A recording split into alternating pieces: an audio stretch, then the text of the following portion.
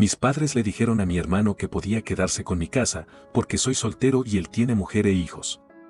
Soy un hombre soltero de unos 30 años. Tengo un hermano de 29 años que ya tiene 4 hijos. Tuvo el primero a los 22 y el segundo un año después. El tercero, 2 años después. Y el cuarto es el más reciente, nacido hace un par de meses.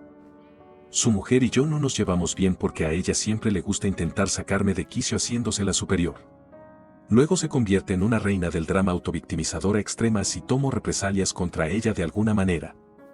Es capaz de llorar en un instante y de montar un espectáculo muy convincente para ganarse la simpatía de cualquiera. Mis padres y mi hermano la adoran, aunque saben exactamente cómo es en realidad y no les importa. Es muy guapa, lo reconozco. Pero es tan horrible que nunca podría sentirme atraído por ella.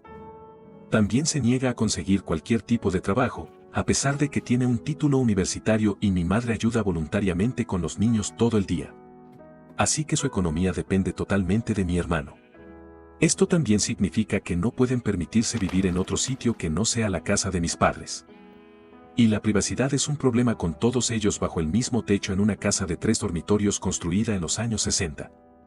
Al crecer, mi hermano pequeño también era el favorito.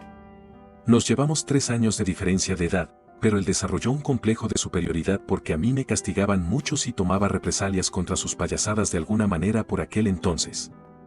Era obvio que mis padres se preocupaban mucho más por él porque se llevaba la mayor parte de todo, a menos que la gente les llamara la atención. Lo que ocurría a menudo con otros miembros de la familia. Por eso mis padres nos metieron a todos en la maleta y nos trasladaron a unos 150 kilómetros de distancia, de modo que por lo general solo nos veían en vacaciones, ya que el viaje duraba 3 horas. Mi hermano me maltrató físicamente en varias ocasiones, flirteó sin descanso con mi primera novia hasta el punto de que ella rompió conmigo, y se reía de cualquier desgracia que yo tuviera. Y mis padres se limitaban a decirme que me aguantara cada vez que me enfadaba por ello. Solo recibía un trato igualitario cuando mis padres querían guardar las apariencias. Reconozco que era bastante gracioso ver sus caras cuando tenían que tratarme igual que a mi hermano en cumpleaños y navidades porque había otras personas presentes. Teníamos parientes muy cotillas, a los que les encantaba el drama de los cotilleos. Así que mis padres hacían todo lo posible por ocultar lo que realmente ocurría y me amenazaban con quitarme todas mis cosas si no mantenía la boca cerrada. En todo caso, mis padres lo celebraron más cuando cumplí 18 años y me fui de casa, porque ya no tenían que mantenerme.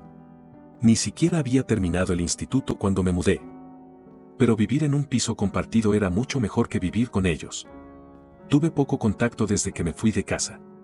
Ni siquiera vinieron a mi graduación. Pero no me importaba. A partir de entonces, solo veía a mis padres y a mi hermano en vacaciones, como el resto de la familia. La pandemia de principios de 2020 no fue amable conmigo. Perdí mi trabajo y no pude renovar el contrato de alquiler de mi piso porque mi compañero de piso también perdió su trabajo y ninguno de los dos podía permitírselo con el dinero del paro. Era un piso alquilado de 2 dormitorios que me encantaba. Cuando el contrato estaba a punto de terminar, mi compañero de piso se fue antes de tiempo a vivir con unos parientes y tuve que vender casi todas mis cosas porque pronto me quedaría sin casa si no reducía drásticamente el tamaño. No debería haber alquilado una casa tan cara. Pero me gustaba vivir la buena vida. Hasta que esa vida no fue amable conmigo. Y me di cuenta de que debería haber vivido en un sitio mucho más barato para poder ahorrar más dinero. Pero tenía un plan.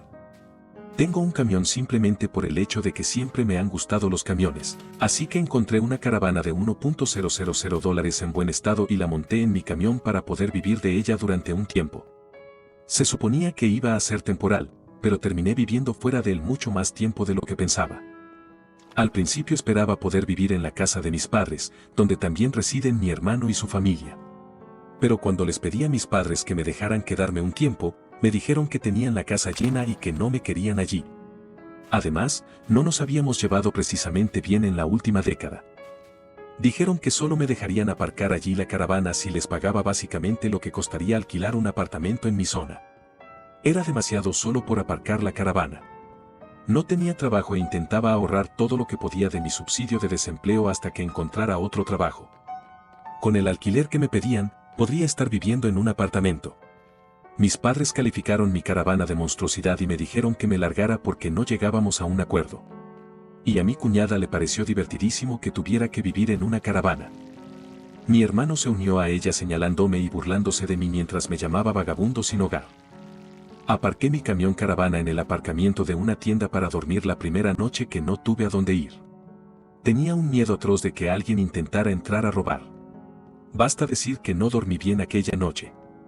No podía ir a ningún otro sitio, porque los parientes que tenía en casa estaban bastante lejos y todos mis amigos vivían en apartamentos. Además, estaba muy apegada a mi barrio. Así que no quería irme sin más. También me habían reenviado el correo al apartamento de un amigo. Era la única manera de seguir recibiendo mi correo. Encontrar un lugar estable para aparcar era bastante difícil. Me puse a buscar por ahí para intentar encontrar un trabajo similar al que tenía antes. Me llevó meses llevar una vida de campista nómada. En ese tiempo, tuve que lidiar con muchas cosas. Desde mendigos y drogadictos hasta gente que me pedía que me fuera porque mi caravana era una monstruosidad. En un momento dado, alguien que me dijo que me mudara afirmó pertenecer a una asociación de propietarios. Ni siquiera estaba aparcado en una calle con casas. Y cuando les pregunté, ¿qué asociación? Se pusieron muy beligerantes y me amenazaron.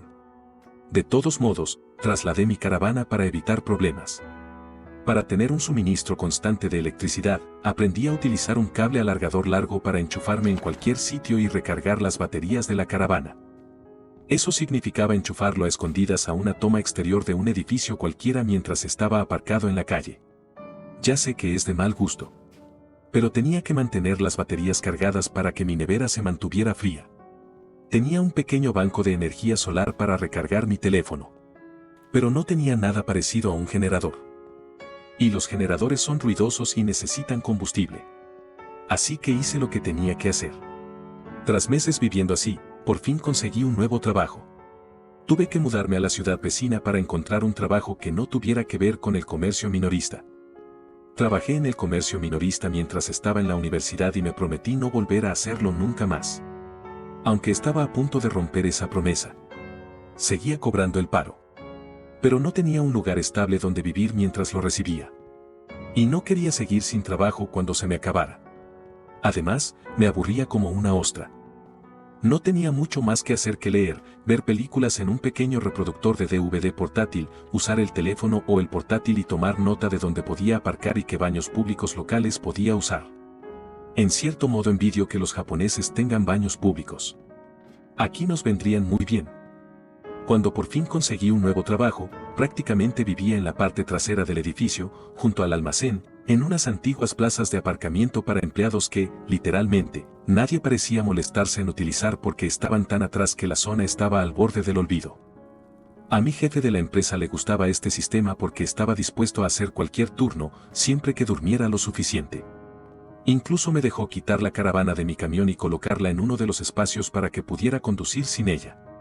No sé exactamente si era legal, pero nadie nos molestó por ello. Durante todo el tiempo que viví allí, no tuve que lidiar con muchos intrusos. Había algunos, pero los guardias de seguridad los escoltaban fuera. Yo estaba de guardia casi todo el tiempo cuando me necesitaban y trabajaba prácticamente todos los días de la semana. Mi jefe me dejaba enchufar mi caravana al edificio para tener electricidad y agua y pagaba una pequeña cantidad de alquiler trabajando gratis los domingos, cuando no había nadie más en la oficina que el conserje y el guardia de seguridad. Aparte de eso, normalmente tenía que ducharme en el apartamento de un amigo o en mi gimnasio local, ya que la caravana no tenía ducha y solo tenía un retrete portátil. Y no quería llenarlo porque vaciarlo es una tarea desagradable. Así que utilizaba otros baños siempre que podía. Tenía una llave del almacén y podía entrar a cualquier hora a usar el baño. Incluso me tuteaba con el guardia de seguridad nocturno. Desde entonces se ha convertido en uno de mis mejores amigos. La caravana era fácil de calentar en invierno con un pequeño calefactor eléctrico. Sin embargo, los veranos no eran divertidos. La caravana no tenía aire acondicionado, así que tuve que comprar un aparato portátil de segunda mano para poder soportarlo. Hice muchas horas extras y aprendí algunas cosas nuevas de otros empleados. A mediados de año conseguí un puesto mejor en la empresa, como supervisor, y empecé a ganar más que en mi antiguo trabajo. Fue entonces cuando decidí que quería una casa. El susto que me llevé al perder mi piso me hizo darme cuenta de que necesitaba algo mucho más estable a largo plazo. Busqué algo cerca de mi trabajo, y a solo 3 kilómetros encontré una casa prefabricada de 3 dormitorios en una pequeña propiedad. Pero me las arreglé para conseguirlo por $10 menos que el precio de venta de alguna manera. Utilicé casi todos mis ahorros para el pago inicial y me aprobaron el préstamo hipotecario. Por fin ya no tenía que vivir en una caravana. Había suficiente espacio para que yo retroceda mi camión detrás de la casa para tomar el camper fuera para establecerlo en el patio trasero. Así que lo puse allí como su propio pequeño edificio por si acaso quiero usarlo de nuevo. Cuando me instalé por completo en la casa, fui lo suficientemente tonto como para presumir de ello en mi Facebook. Mi familia vio el post, y ahí es donde realmente empieza esta mierda. Al cabo de unas semanas, mis padres y mi hermano, junto con su familia, vinieron a visitarme sin avisar para ver mi casa. Ni siquiera les di mi dirección. Todavía no sé cómo se enteraron de dónde vivo. Ninguno de mis amigos lo ha confesado y ningún miembro de mi familia me había visitado antes. Así que me pregunto si me acecharon en el trabajo y me siguieron a casa o algo así. Realmente no me sorprendería. Una vez que abrí la puerta, prácticamente todos entraron como turistas alborotados. Luego empezaron a sentirse como en casa. Todos seguían curioseando y mi cuñada tenía una sonrisa espeluznante que me mostraba una y otra vez. Y solo más tarde me di cuenta de por qué. Y me enfadé más que un toro con esteroides al que le acaba de picar un avispón. Mis padres no paraban de hablar de que ahora tengo mucho espacio extra. Y es demasiado para alguien como yo que no tiene mujer ni hijos. Claro, ahora no. Pero quizá algún día, y mi hermano no paraba de comentar que tenía más espacio que en casa de nuestros padres, y que además mi casa estaba más cerca de su trabajo. Banderas rojas por todas partes, lo sé. Al final, mi hermano me pidió que habláramos en privado. Todos los demás salieron de repente de la habitación y se amontonaron en el porche. Eso fue lo que finalmente me hizo darme cuenta de que habían planeado algo. Mi hermano, llamémosle Daniel para simplificar, dijo que la casa era demasiado para mí sola. Y que le dejara mudarse con su familia porque su mujer está embarazada del 4.º hijo. Y mi casa está mucho más cerca de su trabajo. Señaló que ya tengo la caravana, así que podría vivir en ella fuera mientras ellos viven en la casa principal. Y me gustaría señalar que Daniel ni una sola vez habló de ofrecer alquiler. Eso sí, tiene un buen trabajo. También empezó a hablar de que habría cambios, e incluso toques de queda. Y que yo no podría entrar en cualquier momento sin previo aviso. Si no fuera mi hermano, pensaría que la persona con la que estaba hablando había perdido la cabeza. Pero Daniel perdió la cabeza hace mucho tiempo gracias a que nuestros padres lo trataban como si fuera el centro del mundo. Intenté hablar, pero él seguía hablando por encima de mí como si yo no tuviera nada que decir al respecto. De ninguna manera le alquilaría mi casa o parte de ella. Tal vez a otras personas, para poder pagar la hipoteca con más facilidad. Pero ciertamente no a él o a su desagradable esposa. He oído hablar de este tipo exacto de situación en videos en línea muchas veces. Y nunca pensé que llegaría a vivirla porque me parecía ridícula. Pero mis padres, mi hermano y mi hija encajan en la categoría de locos narcisistas con derechos. Así que cogí mi teléfono y lo puse a grabar. Luego simplemente lo sostuve. A Daniel ni siquiera pareció importarle ni darse cuenta de que lo había hecho, y se quedó sentado agitando los brazos mientras hablaba de todas las razones por las que necesitaba mi casa. Luego pasó de decir eso a actuar como si fuera un trato hecho y tratar de extender su mano para estrechar la mía. Fue entonces cuando finalmente mostré mi columna vertebral y dije, Dios no. Y lo dije tan alto que Daniel se tambaleó hacia atrás durante un segundo. Rara vez le había levantado la voz a ese nivel porque nuestros padres me castigaban cada vez que lo hacía. Pero esta era mi casa, no la suya. Aquí mi columna puede brillar todo lo que quiera. Me levanté y le dije que mi casa no estaba en juego. Y actuar como si le dejara mudarse solo porque ellos la quieren, no hará que suceda. Compré mi casa para mí, y no es culpa mía que él siga teniendo más hijos y tenga que seguir viviendo con nuestros padres porque no puede permitirse mudarse. Daniel se acercó a mí todo lo que pudo sin tocarme y me dijo que no me merecía la casa y que necesitaba un lugar mejor para vivir con su familia.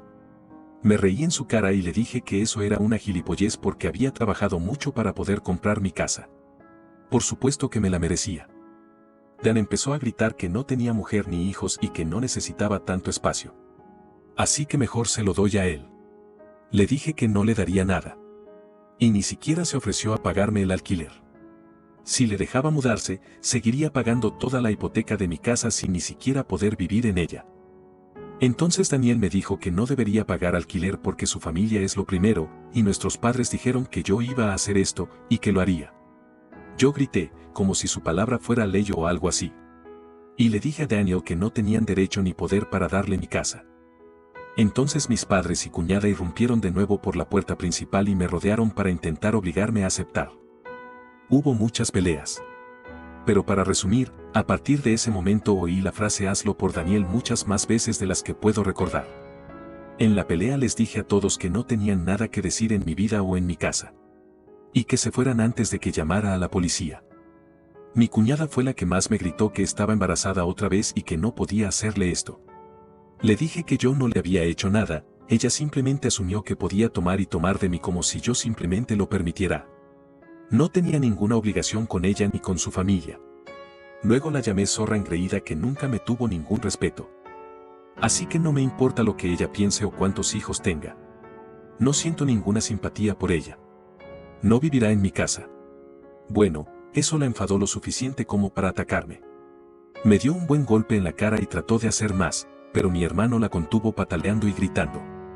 Seguía exigiendo que la soltara para poder arrancarme los ojos. El teléfono que tenía en la mano lo grabó casi todo. Así que lo sostuve y dije que iba a llamar a la policía si no se iban enseguida. Mis padres le dijeron a Daniel que se iban. Entonces mi madre dijo que tenía una semana para entrar en razón. Le dije que no lo haría y que no volviera. Luego le dije a mi cuñada que mi teléfono lo había grabado todo, y que si intentaba algo, presentaría cargos por agresión. Me gritó y se fue llorando con la cara entre las manos. Mi madre fue la última en salir por la puerta y me dijo que mejor lo hiciera por Daniel y mi cuñada. Le respondí diciéndole que no lo haría.